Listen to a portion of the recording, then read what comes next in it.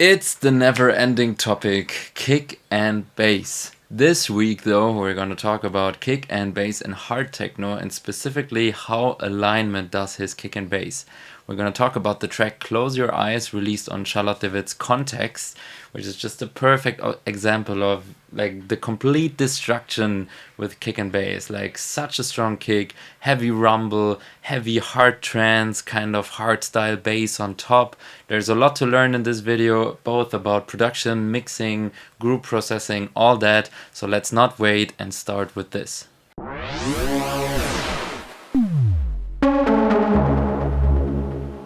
Okay guys, so first of all I'm gonna show you something that might sound a little familiar to you. Close your eyes.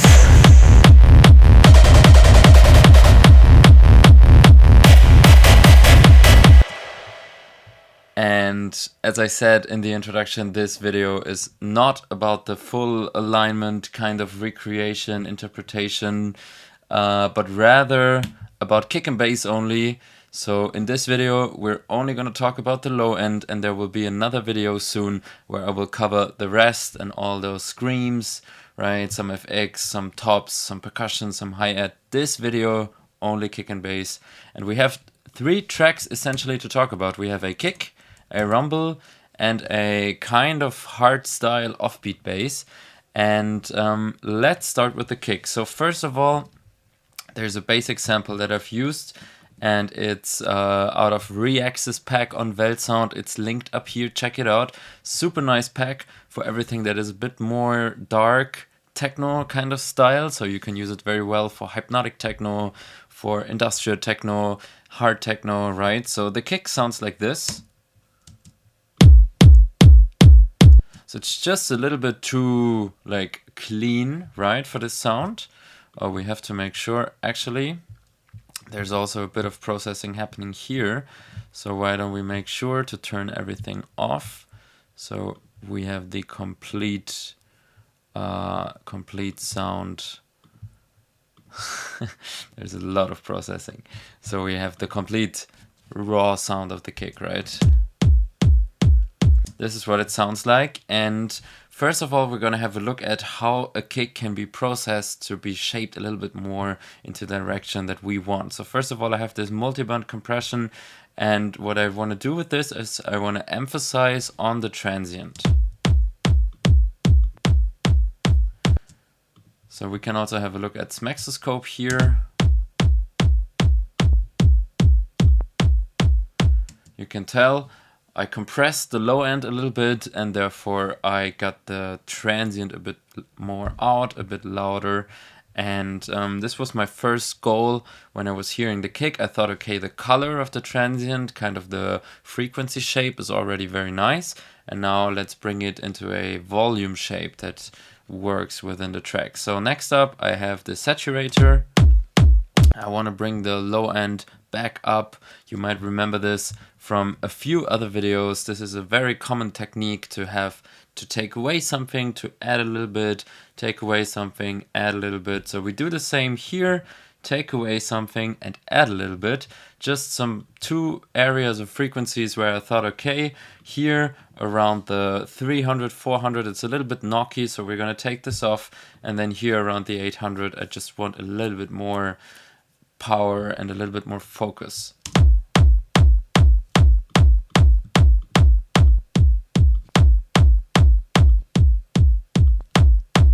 So when you can compare those two now, we can also freeze that. Like this. When you compare those two, you can see that essentially the volume of the bass hasn't changed. It's just more compressed, and there's much more transient. And it looks a little bit too much, I admit, but this will be changed over the course of processing the whole thing.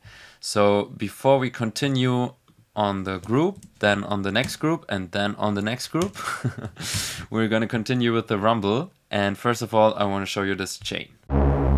So this is the Weltsound rumble chain. Taken from the Weltsound Techno Producer bundle, and yeah, it's a very cool tool. I'm going to show you how it works real quick. All you need is a kick. For this time I've used a 909 kick and you just put in some notes, and this is what's happening. And now you can adjust that whichever way you want to. Let's say we want a bit more of an offbeat bass, something like this.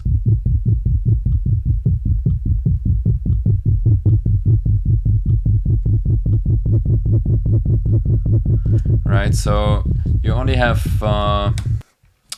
12 knobs on this rumble chain, and still everything you need. So just wanted to highlight that. And now let's move on to the rumble that I've recorded. Let me take away the effects as well and have a listen to the rumble first. So what was important to me, we can have a quick look at the frequencies here. What was important to me, to have a lot of frequencies here above the 100, because when you listen to Alignment's track, you can notice that the rumble is very, very, very like distorted in a way, but also it has a lot of like just upper harmonics in the area of like 100 to maybe 400, 300, something like that. So one of my first steps here was just to lower the low end a bit and to boost a little bit around the 250. And then I added a saturator to add a little bit more harmonics, which was a little bit too much. So if we compare this, you can tell now it sounds a little like scratchy, and this is why in the end I'm just taking away frequencies above 350 kind of once again. And now if we compare this,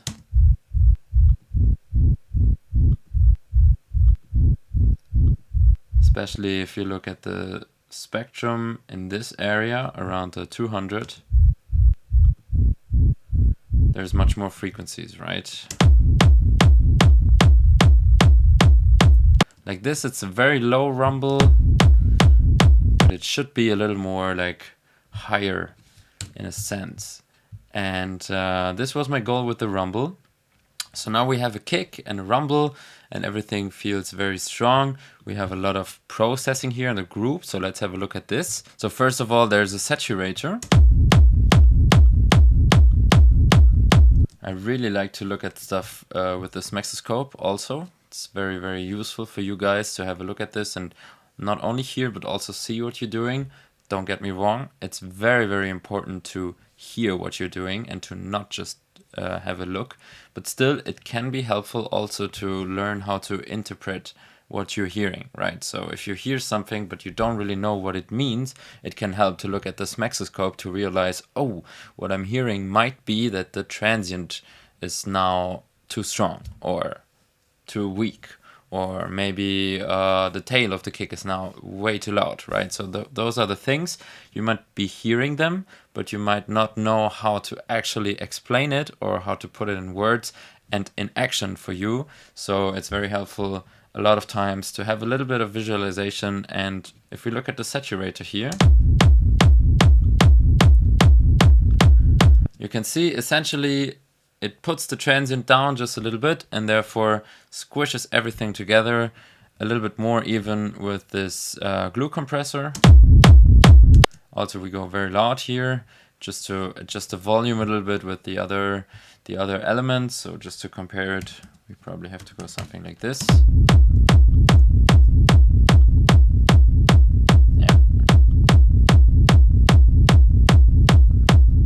So this, for example, it's probably not easy to hear and also probably not easy to understand what you're hearing. So what I'm hearing is that everything feels more compressed, but it's not easy to connect the word compressed with what you're hearing in this moment. So once again, looking at this Maxoscope here,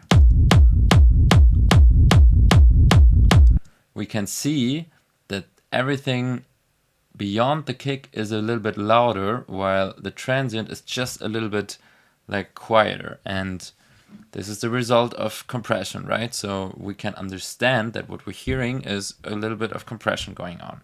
So let's disable this and have a listen to what we got so far. So now in Alignment's track Close Your Eyes, there's this super massive like hard techno, hard trance, almost hard style kind of bass on every offbeat of on the drop mainly, right? It's not from the beginning, but it's coming like around the drop, and it's a very very strong saw kind of bass sound. It's also very wide, so those are the elements that I've been noticing when I listen to this track. And now we're gonna have a little bit of a look how this works and how you can use it for yourself. So this is a Serum preset. You can download it for free. Just follow the link in the description for that. And yeah, it's actually not too complicated, I think. It's just that you have to know what you're doing in terms of processing. So I disabled all of that, and I'm also gonna disable all of that. So we have to remember it's the first three. And let's just have a listen.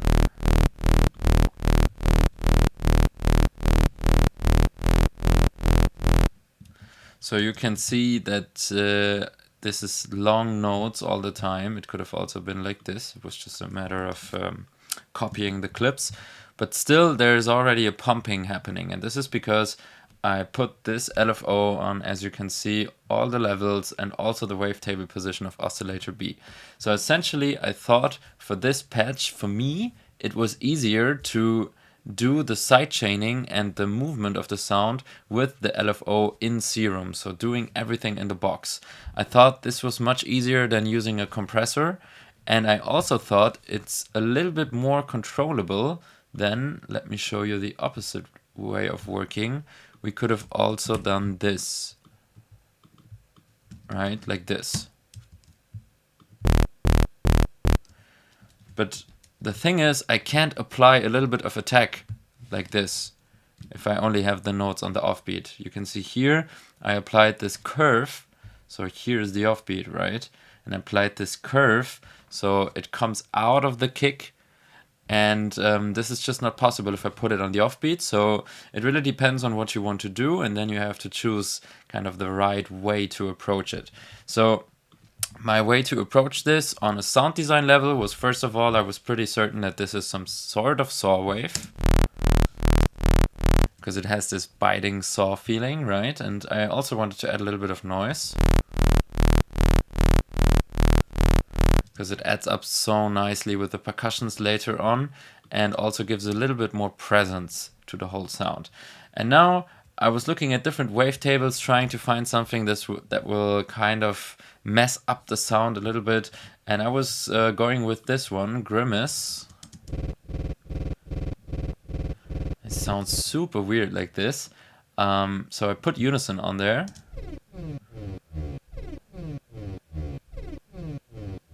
And now essentially we have something very, very, very weird, and it doesn't really feel like this can be part of a sound, right? But you have to realize that this is kind of my fundamental. Actually, this is my fundamental. And then everything else I'm adding is just like texture, like little sprinkles. So I added just a little bit of noise to make it brighter. And now this I added to make it a bit more wider already from the beginning, and also a bit more like poly voiced. So I've used the unison with kind of moderate detune setting. So that means that this oscillator is playing in 7 voices all over the place, all over the pitches, all over the place. So it's detuned, and it's kind of stereo already, which doesn't matter that much because we're gonna widen the sound later anyway. But still, what this creates, and this is probably audible best on headphones, I think, or if you have a good speaker system, is some sort of depth to the sound. This is the only way I can describe it. And I would really suggest to download the preset and have a look at this yourself.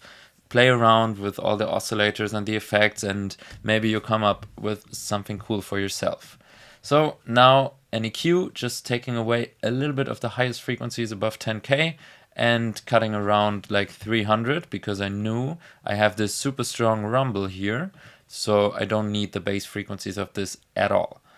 Next up, the delay. So This one is a bit tricky. I don't want to go too deep into this, so if you know the Haas effect, this is nothing new to you, but if you don't, I really suggest to watch this video about the stereo image, where I explain this completely in depth. So just for starters, to understand just the fundamentals, feedback is at 0, mix is at 100%, so we completely switch the sound to the delay, but it's not feedback, so it will only repeat once. And we have the left channel only delayed by 1 millisecond, so basically nothing, while the right channel, which is the other speaker, is delayed by 11 to 12 milliseconds. Notice that. So it's also almost nothing, but it's just a little bit enough so that our brain still is not able to realize one is coming here and the other one's coming here, so it creates a stereo sound. That was that was Haas effect in, I don't know, 20 seconds or something. If this is confusing, continue with this video, don't mind too much, and then watch the video up here about the stereo image, and you will understand how it works in depth. So lastly, I have this distortion, this downsample mode here. I really like to mix it in just a little bit to make the sound a bit more crushed, a bit more broken, a bit more like in this sound everything has to feel a little bit broken, right? So at least a little bit. So I really like this, and so switching back to the bass here, now that we have all the effects in the box enabled, it sounds like this.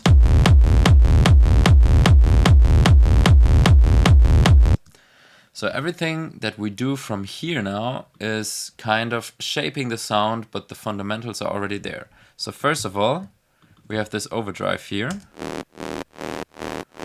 because I wanted more upper mids and high frequencies. Next up, we have this EQ8, even more taking away the low end, also because there was some overdrive, right?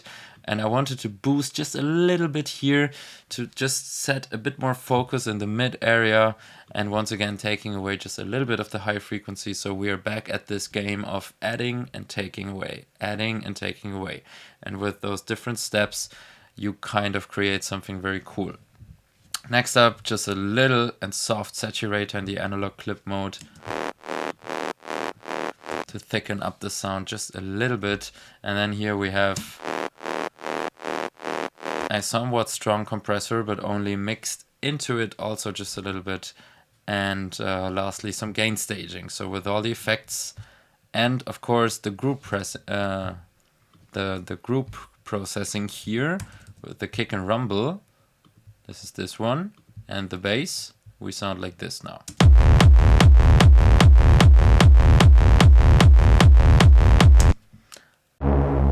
Okay, so this is already sounding pretty cool, but now we have to go into the last steps of this kind of production.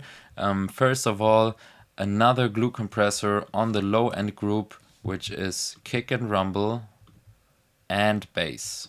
So I didn't want to have the bass in this kick and rumble group because all this processing here was a little bit too much for everything, for the bass, right? So everything together felt too like compressed together, and you always have to imagine it's like Tetris, right? I always think of it like Tetris. If you already have two very fat blocks and there's another fat block coming, yeah, you don't have a chance anymore. So you rather put those two fat blocks in the one corner together, and then when another fat block is coming, this time it's the bass, we make up a new group and we put it next to it, right? So Tetris is a good way of explaining this. So only the glue compression here, and the last kind of step in this group processing is the drum processing. So actually it's supposed to be processed with the drums. We can just very quickly get them over like this.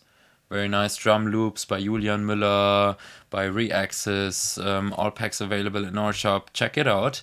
And I'm also going to explain a bit more in the video next week.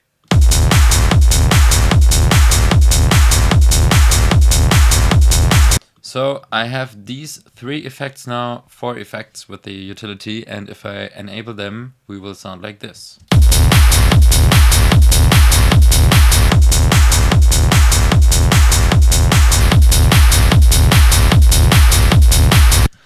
you can already see from the volume and all that we are kind of compressing once again. And this is mainly due to the amp. If you haven't watched my video on Klangkünstler here on the channel, next thing you're gonna watch after this is how to sound like Klangkünstler. It's also a lot of details about how to mix your drums together in this kind of hard techno style. And there's also some tricks about melodies in there, so make sure to check it out next. First of all, the amp here in dual mode, 8% only in the blues, and the difference is crazy. I mean, if you have ever used the amp, you already know that going like this will blow everything up, right? So you know that 2, 3, 4, 5, 6, 7, 8, something like this percent is already enough most of the times. And here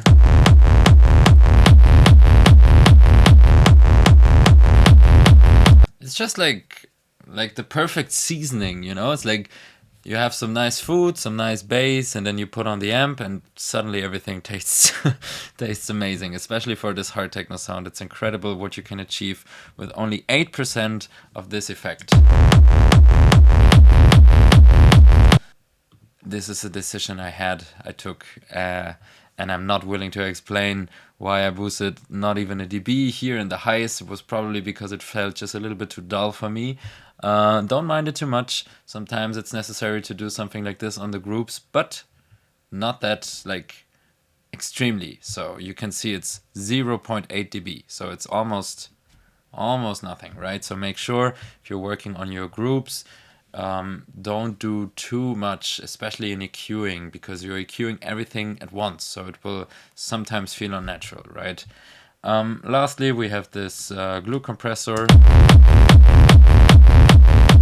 in New York style mode, right? New York compression, parallel compression, also known as that, and that means that you have 50% only of the wet signal, 50% of the dry signal, and this will create a nice mix of very compressed signal and at the same time the uncompressed signal, so you will kind of get the best of both worlds, and this is very, very useful, especially for drum buses.